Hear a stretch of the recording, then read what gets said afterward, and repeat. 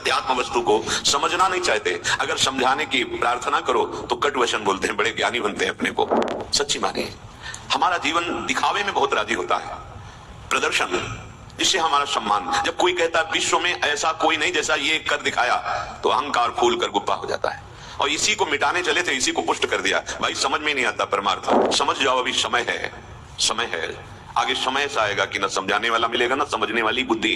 भाई समझो, साधक दिखावा के लिए नहीं है, साधक अहम को मिटाकर, अपने अस्तित्व को मिटाकर भगवत स्वरूप होने वाला है। यही तो ढोल के भीतर पोल है कि बज तो रहा है लेकिन पोला है, वस्तु नहीं है।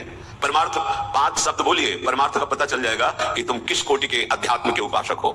ये 5 पुरुषार्थ तुम्हारे सामने लुटते घूमेंगे, धर्म, अर्थ, काम, मोक्ष, प्रेम।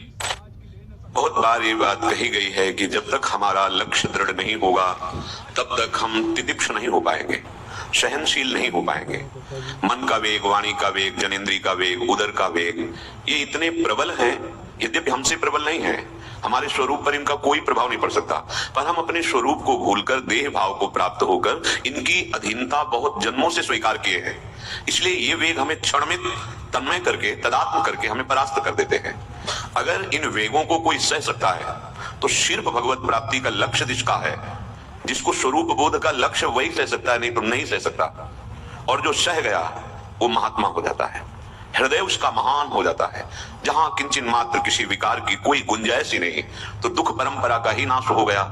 यही तो हम मनुष्य जीवन में प्राप्त करने के लिए आए हैं कि हमारी दुख परंपरा नष्ट हो जाए, हम परम सुख को प्राप्त हों। पर दुर्बुद्धि हमारा पिंड नहीं छोड़ते। हम भगवत मार्ग के पथिक कहला करके भी इंद्रियों की विलासता, मन की चंचलता बर्दाश्त कर लेते हैं। नहीं नहीं, इनकी चंचलता, इनकी विलासिता, यदि हम इसे गलती नहीं मानेंगे और इसे बर्दाश्त करते रहेंगे तो ये हमें कभी परमार्थ पे चलने नहीं देंगे। यही तो प्रभाव है कि कोई एक पाव भगति जी मेमोरी, कोई बिरला एक, कौन बिरला? वही जिसने लक्ष्य बना लिया है, लक्ष्य दृढ़ कर लिया है। लक्ष्यवान में इतनी सामर्थ्य आ जाती है कि वो मृत्यु को भी सहने के लिए तैयार है। मृत्यु तो सबकी होनी है, लेकिन सहन कौन करने के लिए तैयार है? अचानक वो आती है और सब बिखर जाता है। उपासक पहले वर्ण कर लेता है, जब मृत्यु जैसे भयानक दुख का वर्ण कर लिया फिर और दुख कैसे विचलित कर सकता है? इसका मतलब है अगर विचलित हो रहा है कि उसका लक्ष्य भगवत प्राप्ति या स्वरूप बोध है ही नहीं, वो केवल जीने का रास्ता ढूंढ लिया है।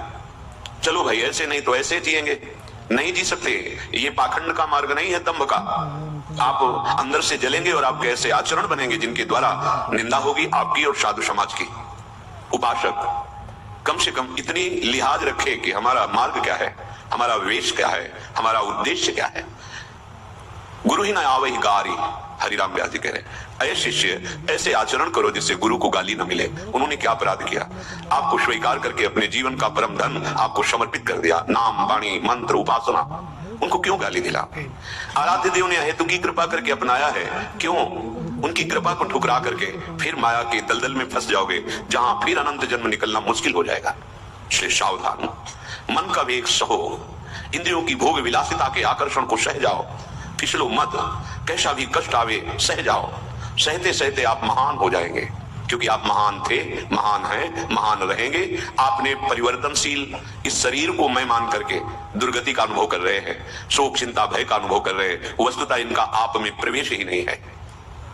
श्री बात प्रबोधानंद जी महाराज कह रहे हैं, बुधा बहुत सुंदर बात कह रहे हैं, ध्यान पूर्वक सुनिए। प्रायः ये बात समझ में नहीं आती। देहाभिमान में ही हम परमार्थ की पूर्णता समझने लगते हैं। हम अमुक अमुक अमुक अमुक नियम अमुक, उसी अहम की पुष्टता करता हम मन्यते, मैंने ऐसा किया, मैं ऐसा कर रहा हूं, मैं ऐसा करूंगा। केवल केवल माया, केवल अविद्या। ये कोई ज्ञान नहीं है, विश्व में दूसरा कोई है ही नहीं, ये ज्ञान है, यही भक्ति है।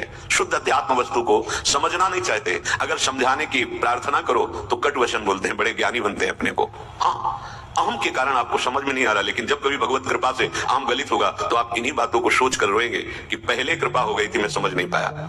समझो, इतने बड़े महापुरुष जो ब्रह्मबोध संपन्न हैं, जो भक्ति की चरम अवस्था को प्राप्त हैं, वो समझा रहे हैं, बुधा मुधा क्लिश्यता साधनेषु दुखात्म संदिग्ध फलेषु शक्ताः पंचापि वृंदापि विने पुमर्था लुठन्ति तानप्यलशा गृहीतुम।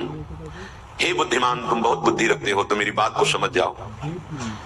तुम्हें ये जो लग रहा है कि हम बहुत क्लेश करके उस वस्तु को प्राप्त कर लेंगे, तो नहीं प्राप्त कर सकते।